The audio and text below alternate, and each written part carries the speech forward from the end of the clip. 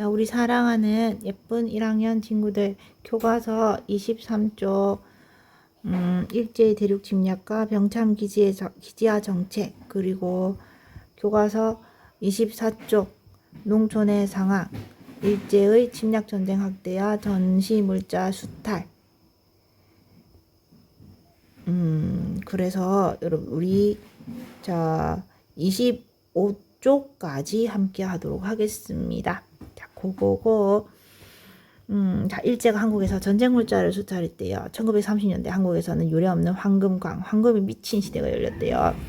그래서 우리나라에 그 금을 잔뜩 사들여서 그 금으로 이제 일제는 군사 무기를 조달할 자금으로 우리나라 금을 확보하려고 대대적으로 금 매입에 나섰대요. 그래서 우리나라가 세계 당시 5위의 금 생산국이 되었다는데 그 많은 금은 일제의 군사 무기를 사는데 사용됐겠죠. 자, 그러면 일제가 그렇게 우리나라 세계 제5위의 금 생산국을 만들면서 그 금으로 산 군사 무기로 1931년 만주사변, 1937년 중일전쟁, 1941년 아시아 태평양 전쟁을 하였지요. 그러면 자, 일제가 이런 계속 전쟁을 하는데 그 전쟁 물자를 어디에서 수탈했다? 우리나라에서 수탈했습니다. 1930-40년대 일제 경제정책 보겠습니다. 일제가 여러분 대륙 침략, 우리 한반도 북부의 만주를 31년에 그리고 중국 대륙을 37년에 쳐들어갔잖아요. 그리고 후방 여러분 보급기지로 만들려는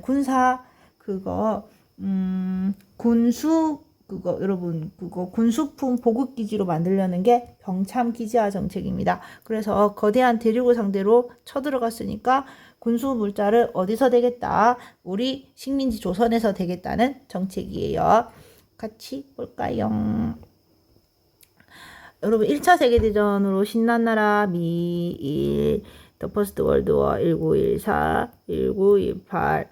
그런데 이 재미가 몇 년 갔어요? 한 11년. 신나게 전후복구 사업하는 유럽에 또 팔아먹었죠. 근데 유럽에서 이제 자체 생산을 하면서 유럽의 경기가 회복되면서 전후복구 사업 끝나면서 1929년에 이제 갑자기 이제 그 유럽에서 물건도 안 사가고 돈도 안 빌려가니까 여러분 재고품이 쌓이면서 이제 재고품이 쌓이니까 공장에서 공장을 돈 벌려고 돌리는 거잖아요. 근데 물건이 안 팔리니까 우선 노동자를 해고했습니다. 실업자가 막 늘고 또 이제 공장 물건 안 팔리니까 돈이 안 들어와요. 그러니까 당장 빌린 공장 운영한다고 빌린 돈을요 은행이 못 갚죠. 그래서 은행도 망하고 결국은요 버티던 공장도 망해서 이제 그 공장 주식을 산 사람들은 주식이 휴지 조각이 되고 은행에 저금했던 사람들은 은행이 망하면서 이제 그 저금했던 돈이 다 날아가고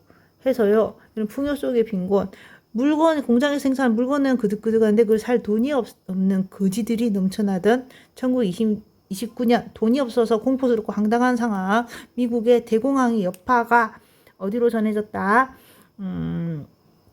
이제 유럽뿐만 아니라 우리 동아시아에서도 정해졌습니다. 그래서 여러분 미국의 이제 경제 대공황으로 빨리 이제 우리 빌려준 돈 갚아라, 또 뭐 배상금 내놔라 독일한테 이렇게 하니까 이제 유럽뿐만 아니라 이게요 이 불황이 동아시아에도 전해졌어요. 그래서 경제위기에 몰린 일제는 이제 일본, 한국, 만주, 여러분 일본의 식민지 한국, 그리고 또 한반도 북부에 이제 만주로 쳐들어가서 만주까지 이제 식민지로 만들어서 본국과 식민지 사이에 이제 그 보호무역을 하겠다는 경제 블록을 조성해서 이 경제 위기 대공황을 좀 벗어나려고 하였습니다. 특혜 무역을 하겠다. 우리 식민지 본국 내에서. 그래서 일제는 한반도 북부 만주 지역을 뭘로요? 농업과 원료지대로, 그리고 우리나라는요 기초공업지대로, 일본 본토는 정밀공업지대로 설정하고 조선 공업화 정책을 추진했습니다. 그래서 우리나라는 기초공업지대로 이제 공업화 정책을 추진했대요. 그리고 또한 일본의 방직업자들에게 공업 제품의 원료를 제공하고자 이제 여러분 지금 경제 위기로 각자 도생, 각자 살 길을 찾는다고 뭐 여러분 그거 식민지 많은 영국, 프랑스 이런 나라들요. 본국가 식민지가 똘똘 뭉쳐서 영국도 파운드 블록, 프랑스도 프랑 블록 이렇게요. 자기들끼리 특혜 무역하겠다고 똘똘 뭉쳤잖아요. 그래서 일본의 방직업자들은요. 자, 기존에 뭐 이제 그 인도산 면포 이런 거 있잖아요. 막 사서 이제 그 옷 같은 거 만들었는데 그거 여러분 직조를 했는데 천을 짰는데 그 제품 원료를 살 수가 없죠. 왜냐면 영국 식민지 똘똘 뭉쳐 있고 프랑스 식민지 똘똘 뭉쳐 있으니까요. 그래서 일본의 방직업자들에게 공업 제품 원료를 제공하고자 이제 우리나라에서 이제 원료를 제공하게 만든 겁니다. 그래서 우리나라에서 뭐 남면 북양 정책을 실시했어요. 이거는 그래서 보면 이에 따라 일제는 우리나라 남부지방에는 뭐 재배하래요? 면하. 북부지방에는 양을 기르도록 하였습니다. 그래서 뭐 이런 거 여러분 홍보하는 영화도 있죠. 남면 북양 정책 선전하려고 하는 선전 영화 이런 것도 만들었대요. 자, 그리고 이제 1937년 대륙을 쳐들어가는 중일전쟁이 일어난 이후에 일제는 이제 자 대륙 침략 거대한 대륙을 쳐들어가니까 이제 인력과 물자가 후달리죠. 그러니까 이걸 공급하는 병참기지 군수물자를 보급해주는 기지로 우리나라를 만들려고 하였습니다. 그래서 여기 이거 아이고 빨간색이 됐네. 중요한 자 이렇게 병참기지로 만들려고 하였어요.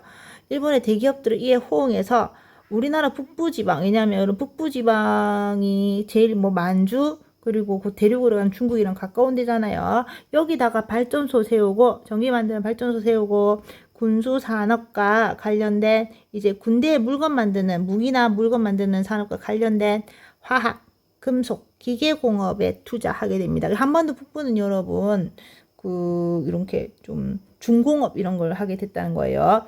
이러한 병창 기지화 정책으로 한반도에서는 지역별로 각기 다른 공업 구조가 형성됐습니다.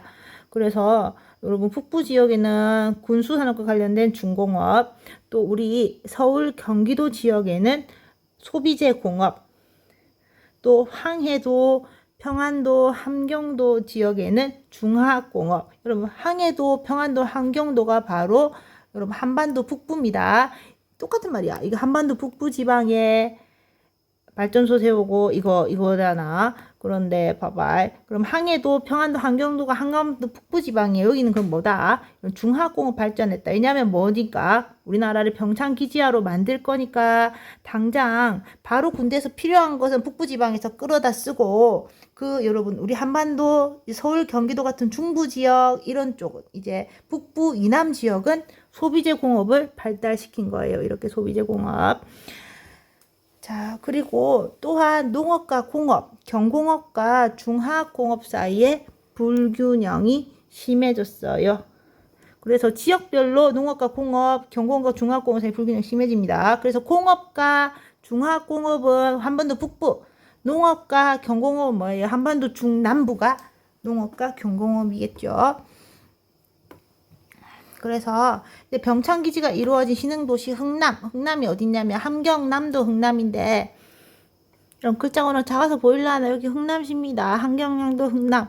우리나라 여러분 오목하게 들어간 부위에 있거든요. 한반도 여기 북한에 여러분 흥남시 여기가 뭘로 유명한 일제시대 때는 여러분 중화공업지대로 유명했고 그리고 우리나라가 여러분 인천 상륙작전 성공해서 막 북진하잖아요. 북진했다가 도로 이제 중공군이 이제 남침하면서 다시 이제 일사후퇴 이런 거 겪으면서요. 여러분 고립된 미군이랑 우리 남한 사람들이 이거 흥남에서 메르디스호라는 미국 배를 잔뜩 타고요. 진짜 성공적으로 그거 탈출한 흥남 철수의 여러분 그러니까 희생이 민간인이나 이런 거 희생 없이요 깔끔하게 딱 철수한 사건이 있거든요. 그 배에 있잖아요.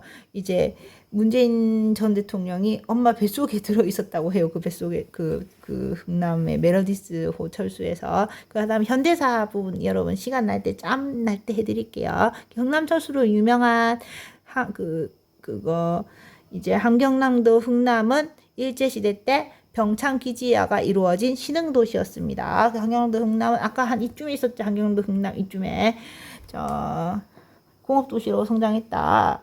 여기에 여러분 부정강이라는 강 주변에 발전소 설치하고 뭐 이런 거 대규모 전기화 공업단지를 조성했대요. 군수산업에도 진출했다. 암모니 합성 공장, 항상 공장이 세워졌다. 그게 진짜 중화학 공업 맞지? 그래서 흥남은 일제시대 한참 여러분 일본이요 이제 뭐 대륙 쳐들어가고 할 때 있대요. 최대 화학공업 시대로 발전했대요. 그러면 여러분 근데 화학공업이 이게 공장 폐수 이런 문제가 있잖아요. 바로 여러분 동해 앞바다에 있는데 동해로 흘러들 해산물 수확량이 줄었고 식수가 어려운데 주민들이 어려움을 겪었다는 그렇네요. 그래서 병창기지가 이루어진 신흥도시 흥남의 모습. 여러분 이 당시 42년인데 여러분 막 예언 나오는 거 봐요. 공장에서. 자 넘어가 볼게요. 이제 24쪽입니다. 자 농촌의 상황. 이제 24쪽 농촌의 상황 합시다. 자 여러분 1929년 돈이 없어서 몹시 공포스럽고 황당한 그런 상황. 갑자기 여러분 내 주식이 돈값이 되고 내 엄마 아빠가 잘리고 그리고 은행에 넣어둔 돈 갑자기 없어진 이런 상황. 이 대공황의 영향으로 농촌 경제가 어려워지면서 농촌은 이미 10년대 20년대 소작농들 망했잖아요. 그런데 이제 다 같이 이제 궁핍한 대공황의 영향으로 농촌 경제도 더욱 어려워졌습니다. 더 어려워질 거 없는 것 같아요. 어려워졌어요. 그러자 농민들이 이제 너무 살기 힘들다 하면서 농민운동이 확산되었습니다. 그러면 봐봐요. 농민들이 진짜 너무 힘들어서 이런 거 일으키니까 여기요 여러분 지금 조선총독부는 농민들이 다 너무 이제 다 그냥 일하다 죽겠다 한번 꼰철이나 해보자 하고 들고 일어나니까 조선총독부는 이를 무마하고자 1932년부터 농촌을요 흥하게 나아가는 운동, 농촌진흥운동을 실시합니다. 농촌진흥운동은 이런 거래.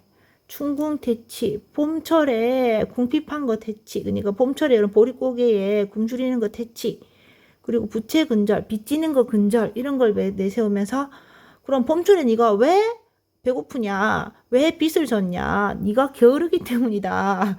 열심히 돈을 벌어야지. 그러니까 부업도 열심히 해야지. 농사만 지어서 되겠니? 하면서 뭘 하라는 거예요. 가만히 짜기. 그러니까 쌀 담는 가만히 이런 걸요. 틈틈이 짬짬이 짜서 어떻게든 많이 몸을 놀려서 너희들 가난에서 좀 벗어나라. 빚도 지지 말고 하는 겁니다. 그러니까 더욱더 열일하라는 거예요. 그럼 이건 뭐예요? 개인의 게으름 때문이잖아. 농촌 못 사는 거는.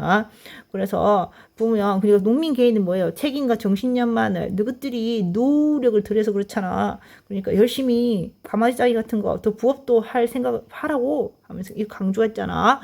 그리고 실질적인 문제가 뭐예요? 솔직히 여러분 농민들은 길을 쓰고 일을 하고 있잖아요. 농사 짓고 있잖아. 근데 못 사는 이유가 뭐예요? 지금 아까 앞에서 10년대 토지조사 사업으로 소작료 늘었고요. 또 여러분 기한부로 언제요 뺏길지 모르는 파리 목숨. 토지조사 사업으로 그리고 20년대 산미증식 계획으로 이제 뭐예요, 여러분? 산미증식 계획에 드는 비용 있잖아요. 비용까지 전가됐잖아요, 농민들에게. 그래서 못 사는 건데. 근데 실질적으로 소작료가 올라서 힘든 건데 소작료 인하 이런 건 안 하고 또 이런 자영농은 뭐냐면 자신의 땅을 농사 짓는 사람 있잖아요. 내 땅을 갖고 내 땅을 농사짓는 자영농. 그러니까 실제로 자기 땅이 없어서 이렇게 여러분 힘들고 개고생하는 거잖아. 근데 이런 자영농 육성들은 실질적인 문제는 해결하지 않고 이것들이 정신력으로 극복해라. 너도 노후력이 부족하다. 이게 바로 농촌진흥운동이에요. 게을러서 너희들 못 산다 해서 이제 농민들아 부지런히 몸을 돌려서 좀 잘 살아봐라. 빚지지 말고. 이게 농촌진흥운동입니다. 자, 그리고 한편 일제는 1934년 조선 농지령을 제정해서 농촌 경제를 안정시키려고 하였습니다. 조선 농지령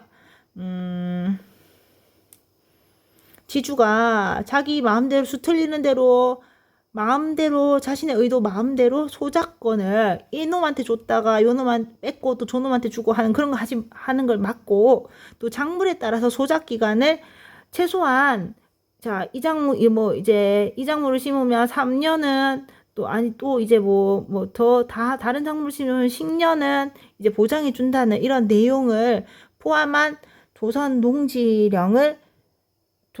대한 명령, 함부로 소작권 옮기지 마라. 그리고 이 작물을 심어서 만약 여러분 인삼 같은 거 심으면요 7년근 이런 거 하려면 저기서 7년은요 그거 소작권을 이동을 하면 안 되잖아요. 뽕나무 심고 나무 같은 거 심으면 또 기간도 길어야 되고, 그러니까 작물에 따라서 3년 7년 이런 식으로 3, 4, 5, 6, 7 이렇게 여러분 하는 그런 내용이 있었어요.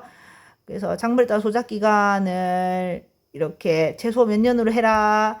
지주가 함부로 소작권 이동하지 마라. 하지만 이는요 결국 지주제는 그대로 유지하면서 소작쟁이를 줄이고, 소작농들이 이제 의견이 서로 달라서 논쟁하는 걸 줄이고 투쟁하는 걸 줄이고 소작지의 생산력을 높이고자 한 법령입니다. 그러니까 지주는 그대로 보호해주면서 소작농들은 이제 찍소리 못하게 하고 소작지의 생산을 높이는 거. 그래서 최소한 이 작물은 몇 년은 이렇게 재배를 해야 된다. 그래서 소작지의 생산력을 높이고 결국 여러분 지주조라고 만든 법이라는 뜻이에요. 이걸 제정해서 농촌 경제를 안정시키려 하였습니다. 실제 운영 과정에서 누구 편만 들었어요? 소작농 편만 지주 편만 들었잖아요. 그러니까 소작농 관리자, 이게 여러분 지주가요 직접요 소작료를 걷지 않고 누굴 시키냐면 마름이라는 중간 관리자를 시킵니다. 그럼 마름이 이제 어디를 지주의 땅을 돌아다니면서 누구한테 행포를 부리는 거예요? 소작료를 걷기 위해서 소작농에게 행포를 부리는 겁니다. 그게 중간 관리자예요. 소작농 관리자의 마름의 행포를 이거 조선농지령에선 통지하지 않고 누구의 권리만 옹호해줬다. 이 지주의 권리만 옹호해줬습니다. 여전히 여러분 소작료에 대한 얘기는 없잖아. 소작료도 여전히 높아서 이런 소작권 함부로 옮기지 말아라. 그리고 작물에 따라 소작 기간을 딱 보장해줘라 하는 이런 정도 내용으로는 농촌 문제를 해결하지 못했습니다. 실제로 여러분 지주가 너무 욕심을 부려서 그런 거잖아요. 근데 그런 거는 해결해주지 않았다. 자, 넘어가서 일제의 침략 전쟁 확대와 전시물자 수탈할게요. 1938년에 여러분 기억나죠? 무슨 전쟁 1년 뒤, 중일전쟁 1년 뒤 대륙 쳐들어가서 너무 규모가 커요. 그러니까 일본이 싹싹 전시에 인력과 물자를 싹싹 긁어갈 수 있는 국가총동원법을 제정해서 우리나라에서 인적 물적 자원의 수탈을 본격화했습니다. 조선총독부는 그리고 이제 전시 상황이다, 비상이다, 중요산업통제법을 바탕으로 이제 우리나라의 주요 업종을 통제했다. 지하자원 개발, 가공공업, 인조석유공업 등 주요 업종을 이제 전시상황이라는 미명하에 통제하였습니다. 그래서 전쟁이 필요한 지하자원을 약탈하고 새로운 세금 만들었으며 위문 금품을 모금하거나 국방 헌금을 강요했습니다. 우리나라 지하자원은 뜯고 아까 이런 금 막 잔뜩 가져갔죠. 새로운 세금 만들고 그리고 여러분 위문 금품 이제 군인 아저씨들을 위문하기 위한 금품을 모금하거나 국방 헌금 나라 지키기 위해서 기쁘게 돈 좀 내세요. 이거 강요했어요. 그리고 공출 제도를 실시해서 녹그릇, 롯데야, 수저, 농기구, 교회와 사찰의 종 등 무기를 만들 수 있는 금속 제품을 죄다 빼앗아갔습니다. 그래서 그럼 전쟁 그거 무기 만드는데 필요하다고 해서 이런 금속 제품을요 내놨던 겁니다. 공출제도. 또 농가마다 목표량을 정해서 강제로 뭘 내놓도록 했어요. 쌀 내놓도록 하는 미국 공출제도 또 실시했어요. 아까 여러분 앞에서 그래도 산미증식기는 일본이 헐값에 사가기라도 했거든. 이건 뭐예요? 그냥 빼앗아가는 거다. 지금 정치 상황이니까 그냥 전시 상황이라는 미명하에 그냥 가져가는 거예요. 일제는 그래서 군량을 마련하게 다시 언제 여러분? 그거 38년부터 다시 산미증식계획 실시했습니다.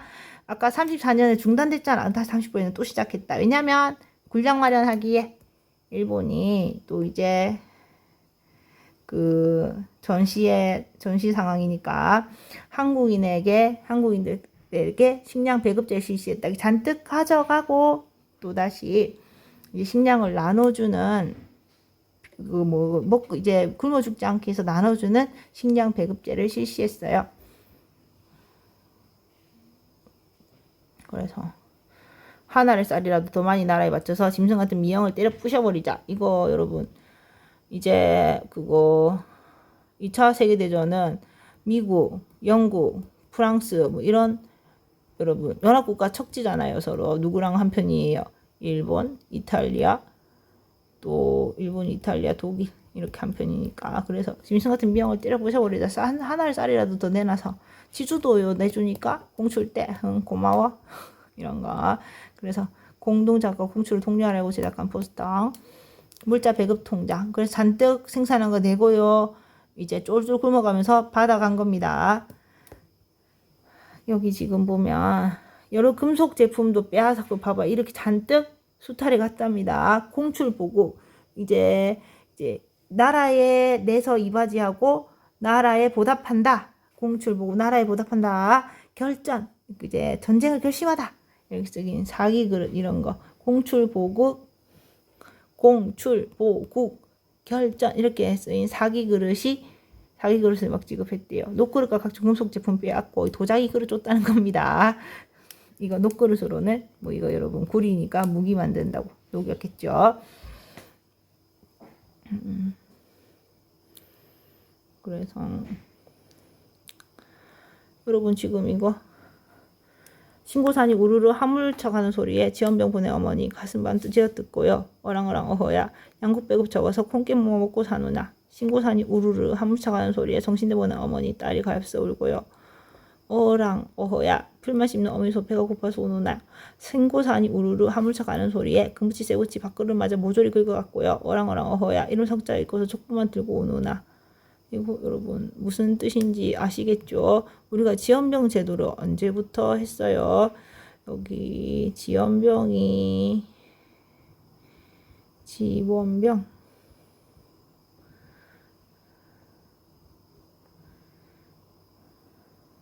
여러분 그래서 전투병력 필요했던 일제는요 1938년에 아까 그 국가총동원법 대륙 처들건이 장난 아니야. 그러니까 이제 뭐예요? 조선인도 일본 병사로 지원하세요. 지원병들 실시했어요. 기억나죠? 그리고 여러분 군 위안소 운영하는 것도 있고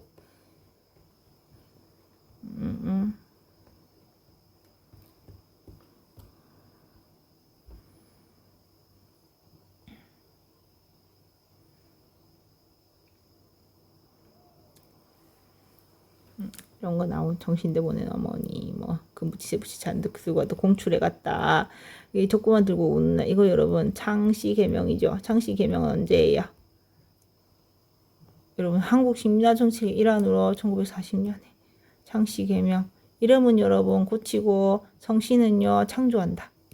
여러분 이거 봐봐. 이거 여기 지금 공축. 여기 다 공축. 여기 이제 배급제.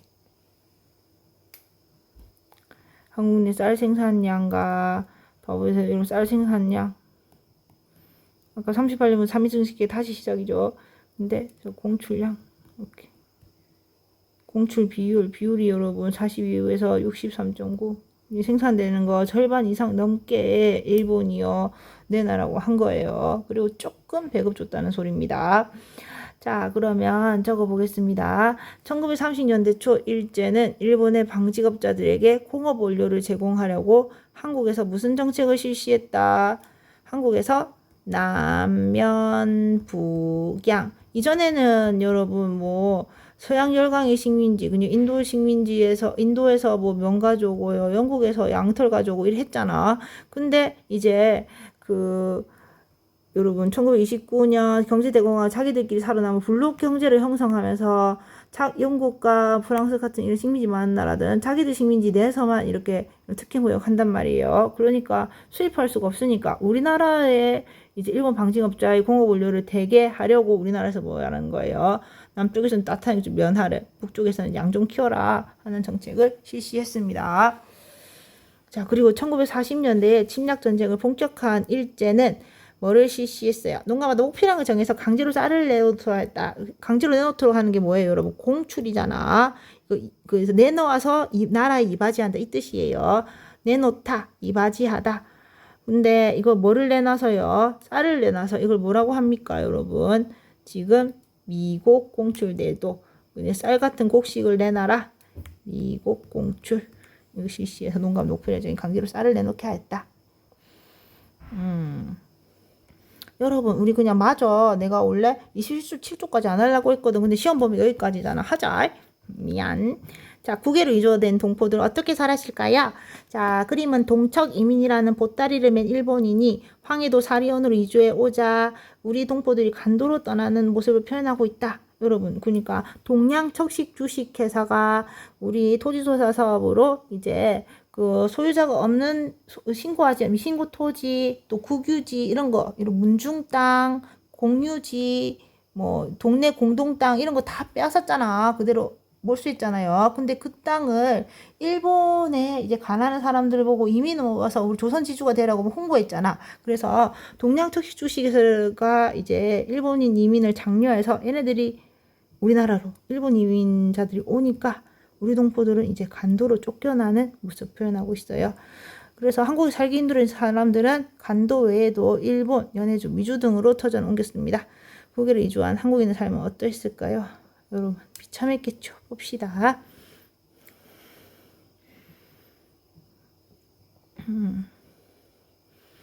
지금 자 만주는 어디다? 여러분 한반도 북부죠. 만주.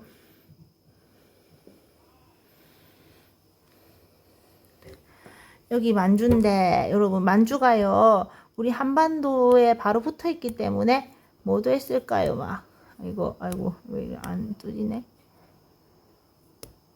한반도 북부에 붙어 있기 때문에 이 붙어 있으니까 언제든 여러분 국내에 이렇게 쳐들어올 수 있잖아요. 그러니까 만주에 이제 독립운동 세력들이 이제 만주에서 국내에 이렇게 진공작전을 펼칠 수 있으니까 여러분 만주에 간 한인들이 이제 우리나라 독립운동 세력을 막 지원하기도 했습니다. 그만큼 여러분 이제 일본이 괘씸하게 여겨서 뭐 우리나라 탄압하는 이런 사건이 있거든요. 앞으로 배울 겁니다. 그리고 일본이 여러분 1931년에 만주국을 세운 이후에는 만주를 개척하려고 국내 한국인들을 강제 이주시켰어요. 그래서 이제 일본이 그 경제대공황으로 이제 여러분 더 식민지 많이 가져야겠다고 만주 쳐들어 1931년에 그래서 1932년에 괴뢰국 그러니까 허수아비 국가인 그 만주국을 세웠어요. 만주국 실제로 여러분 만주 사람들을 위한 나라지만 실제로 뭐예요? 일본이 지배하는 일본 꼭두각시 나라잖아. 그래서 이제 만주 개척하려고 우리나라 한국인들이 내나 일본의 이제 지배를 받는 식민지니까요. 우리나라 한국인 강제 이주시켰다고 합니다. 그리고 이후 만주의 한국인들은 이제 중화인민공화국의 수립 이후에는 중국 공민의 자격을 받았고 현재 이 여러분 만주에 살고 있는 한국인들을 우리가 뭐라고 부를까요? 조선족이라고 부릅니다. 그래서 많이 우리 조선족이 모여 산다고 해서 여기 지역 이름은 옌벤 조선족 자치구로 이렇게 지정되었다 합니다. 자, 그리고 넘어가서 이거 여러분 하시마섬 군함도 이거 영상 봤죠? 여러분 이거 일본의 근대 그거 문화유산을 대변한다고 해서 유네스코 세계문화유산으로 지정된 거 지정할 때요 여러분 자기들이 강제징용 같은 피해도 여기 명시하겠다 했지만은 실제로 지정되니까 유네스코 세계문화유산 지정되니까 입 싹 씻고 강제징용 아니다라고 오리발 내밀고 모르쇠로 일관하고 있죠. 일본 뭐 그럴 줄 알았지만 진짜 그렇게 하죠. 자 그래서 자 1차 세계대전 일본 경제 호황 이때 우리나라 한국 젊은이들이 일자리를 찾아 일본으로 갔다. 당연 차별과 멸시 속에 힘든 삶을 살았습니다. 그래서 여러분 뭐 이거 1932년 이봉창 열사 있잖아. 봉봉불화에서 이봉창 일본 천황에게 폭탄 던진 앞으로 배울 거예요. 이분도요 일본인으로서 성공하고 싶어서 건너간 식민지 조선인이었어요. 근데 많은 차별과 멸시 속에 힘든 삶을 살아서 와 영원히 조선징은 일본인이 될 수 없구나 하는 걸 느껴서 내가 영원한 즐거움을 찾겠다. 우리 민족을 위해서 이렇게 희생해서 영원한 즐거움을 찾겠다고 김구를 찾아가는 거예요. 자, 그래서 우리는 이렇게 여러분 개돼지 취급받으며 살았어요. 그래서 간동 돼지직 이게 여러분 일본에 1924년에 엄청난 지진이 일어났대요. 이때 그 일본인들의 분노가 우리 여러분 그거 식민지 조선인들에게 향해서 우리나라 사람들이 학살당했습니다. 자기들이 이제 그거 지진 나니까 빡쳐서 이거 일본 조선인들이 오히려 우물에 독을 타고 우리를 이렇게 뭐 이 혼란 지금 지진 나서 우리 어려운데 우리를 막 약탈하고도 힘들게 하고 있다는 유언비어를 막 버티면서 조선인 막 사냥극을 벌였어요. 그리고 1930년대 이후에는 강제 동원으로 일본에 끌려간 한국인이 늘어났고 이들 중 일부가 강국 이후에도 일본의 남오르나 제일동포 사회를 이루고 살고 있습니다. 이게 여러분 하시마섬 이거 말했죠. 이거 일본인 관리자들이 사는 아파트라고 밑에 이거 갱도 지하 갱도 있고 석탄 캐는 거. 여러분 삐쩍 다리 마른 할아버지 그거 증언하는 영상 봤잖아요. 자 이제 넘어가서 연해주의 한국인 강제 이주 연해주 바다에 인접해 있는 주 어디냐면 여러분 여기 주 연해주 블라디보스토크 이게 동방으로 난 창이라는 뜻이에요. 겨울에 얼지 않는 부동항 뭐 하바롭스크 이런 현재 여러분 러시아 땅인 거. 그래서 국권 비탈 이후 많은 민족운동가는 연해주로 이동해서 한일촌을 형성했습니다. 이들은 독립운동단체를 조직해서 민족운동을 벌였어요. 그런데 자 그러니까 여러분 독립운동단체는 왜 바로 국경 지역이니까 독립운동단체를 조직해서 민족운동 벌이는 거예요. 바로 여러분 우리나라 국경 넘으면 우리나라니까. 자, 그러나 1937년 중일전쟁이 일어나자 소련의 지배자 스탈린이요. 우리나라 사람은 일본 사람이니까 우리가 일제 협력해서 소련에 대항할 것이라 판단했어요. 그러니까 바로 이후 중국에 일본이 쳐들어가니까 옆나라 소련의 스탈린은 그거 한국인이 곧 일본이니까 얘네들이 우리한테 막 저항할 것이다. 중국에 쳐들어간 일본 놈처럼 우리 소련에 쳐들어오고 우리를 힘들게 할 것이다 판단해서 소련은 이를 예방한다는 명분을 내세요. 일본인 취급을 받은 우리 조선인들을 중앙아시아로 강제 이주시켰습니다. 여기 여러분 너른 고원이라는 스탄 너른 평원이라는 뜻이에요. 이 나라 말로 스탄이라는 땅으로 잔뜩 이주시켰어요. 중앙아시아로. 이 과정에서 수많은 한국인이 착지와 굶주림에 희생되었고 갑자기 여러분 열차에 태워서 아무런 그러니까 뭐 준비도 없이 그냥 몸뚱아리만 이제 열차에 가득 실어갖고 막 이제 그거 옮겨버린 거예요. 그러니까 착지와 굶주림에 희생됐고 2주 후에도 아무 기반 없는 곳에서 각종 노동에 시달렸습니다. 이렇게 여러분 진짜 그거 뭐더라 진짜 맨발로 아무것도 없이 이제 갑자기 떨궈진 중앙아시아에서 길을 쓰고 정착하게 된 한국인들을 이제 까레이스키라고 부릅니다. 까레이스키는 바로 고려인입니다. 오늘 중앙아시아 스탄 붙는 나라에 거주하는 고려인들은 이때 연해주에서 그 이제 중일전쟁 일어난 이후 연해주에서 그 스탈린이 이제 그거 우리나라 사람 일본인 취급하면서요. 그거 중국 쳐들어간 일본인처럼 우리 조선인들이 소련 내에서 폭동을 일으킬지 모른다 해서요. 우리를 어떻게 한 거예요? 일본인 취급하면서 저 멀리 그 시베리아 횡단 열차를 태워서 어디로 보내버렸다. 스탄 붙는 중앙아시아 나라로 보내버린 겁니다. 그래서 여기서 그냥 터전을 잡고 살게 된 사람, 고려인 까레이스키.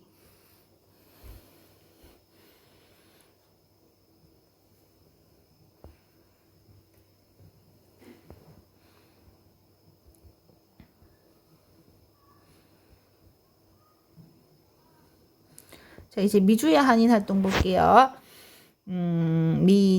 미국의 여러 주로 이주한 한인들. 자, 한국인들은 1902년에 제일 처음 여러분 우리나라 사람들은 하와이 사탕수수 농장 노동자로 파견되면서 미주 지역에 이동하기 시작했답니다. 하와이에 이제 사탕수수 여러분 사탕수수 즙이요 설탕이거든요. 그래서 이게 여러분 되게 높게 엄청 길쭉하게 자라요. 이걸 베는 거 이런 거 재배하는 게 아주 힘들대요. 이제 수확하고 하는 거 그런 걸 하는 노동자로 우리나라 사람들이 이주했답니다. 이후 미국 서부 지역으로 다시 이주한 한국인들은 어려운 삶 속에서도 조국의 독립을 도왔어요. 미주서. 그래서 여러분 미국에 이제 저 하와이 갔다가 어디 하와이가 있으면 하와이 갔다가 어디요? 이게 좀 하와이가 이렇게 하와이에서 미국 여러분 서부 지역으로 다시 이주한 한국인들은 어려운 삶 속에서 조국의 독립을 도왔다. 이들은 1910년에 이제 미주 내에 우리 한국인들의 조직 대한인 국민회를 조직하고 성금을 모아서 독립운동을 후원했습니다. 이게 독립공채 독립을 위한 공공채권을 구매해서 대한민국 임시정부의 활동을 지원했습니다. 그러니까 대한민국 임시정부가요, 채권을 판매하는 거죠. 그래서 나중에 세월이 흐르면 여기 적혀 있는 돈만큼 이제 드리겠습니다 하고 뭐 있잖아요. 이자까지 쳐서 드리겠습니다. 그래서 돈을 모으는 거예요. 채권을 팔아서. 자, 그래서 대한민국 임시정부의 활동을 독립공채를 구매해서 우리 미주의 한인들이 금전적으로 지원해 줬다는 뜻이에요. 1941년에는 재미한족연합위원회를 결성해서 독립을 위한 외교활동 등에 힘썼어요. 강국 이후에는 주한미국의 배후자가 미국으로 이주하는 경우가 많았고 미국으로 입양과 학생들 유학도 활발했다. 여러분 그래서 우리나라가 여러분 가장 부유했던 그러니까 이주 노동자들 중에 제일요 그래서 경제적으로 부유했던 한인들이 미주에 있던 한인들이거든요. 그래서 후원금 액수가 제일 많았단 말이에요. 근데 미국에서 가장 존경받던 사람이요 이승만 박사예요. 그래서 이승만으로 이제 미주의 독립운동 자금이 다 모여들었거든요. 그래서 이제 여러 미국 한인들의 돈줄을 이승만이 꽉 쥐고 있으니까 그 돈을 여러분 임시정부에서 좀 운용하려고 그 돈을 받으려고 이승만을 이제 초대 대통령으로 이렇게 여러분 선출한 주된 이유가 미주의 한인들의 독립운동 자금을 이승만이 꽉 쥐고 있기 때문에 그 돈을 좀 받아서 우리 임시정부 운영 자금으로 쓰려고 이승만을 임시정부의 초대 대통령으로 이렇게 선출한 거예요. 근데 이승만이 돈을 안 내놨죠. 그 돈을 안 내놓고 막 상해도 안 오고 해서 나중에 탄핵당하는 원인이 돼요. 그거는 이후에 할게요. 여러분 근데 이렇게 주절주절 아유 이거 복잡하다 이거 어떻게 하냐. 여러분 시험이 뭐라고 했어요? 주관식은 올 루빈셈. 저는 여러분 객관식만 12문제. 객관식은 여러분 우선 어떻게 돌아가는지 대충 눈으로 봐두면 되죠. 내가 쓸 수는 없고 말할 수는 없지만 어떤 건지 알면 됩니다. 긴지 아닌지 잘 알면 돼요. 그렇죠. 자, 그래서 이제 마지막 주제 정리하기 쌈박하게 하고 마칠게요. 자, 1932년 일제는 뭐를 세웠어요? 32년 1931 만주사변 1932년 일제는 여러분 괴뢰국 꼭두각시 국가 일본이 하라면 하는 대로 하는 국가 만주국을 세우고 그러니까 눈치 보이니까 만주에요 만주인들을 위한 나라를 세워주는 거예요. 하지만 이거요 일본이요 눈 가리고 아웅하는 식 일본이 하자는 대로 하는 그런 여러분 나라예요. 줏대 없는 나라. 만주국을 세우고 만주를 개척하고자 한국인들을 강제 이주시켰습니다. 자, 일본은 일본의 먼해 해저 탄광 개발을 위해 세워진 인공섬으로 이곳에 한국인들이 강제 동원되어 노역에 시달렸다. 일명 여러분, 뭐를 닮은 섬이라고 해서 뭐라고 불러요? 군함도. 근데요, 실제 섬 이름은 뭐예요? 하시마섬. 이게요, 유네스코 세계문화의 유산, 일본의 근대 유적을 대표한다고 이게 여러분 이렇게 그거 선정됐단 말이에요. 그래서 하시마섬 또는 군함도. 이거 여러분 영화 뭐 송중기 나온 영화 만들어졌는데 영화가 졸작이에요. 졸렬한 작품. 이게 망했어요. 그래서 여러분 여기까지 시험 범위인데 객관식이에요. 명심하세요. 자, 화이팅! 잘 봐요. 끝.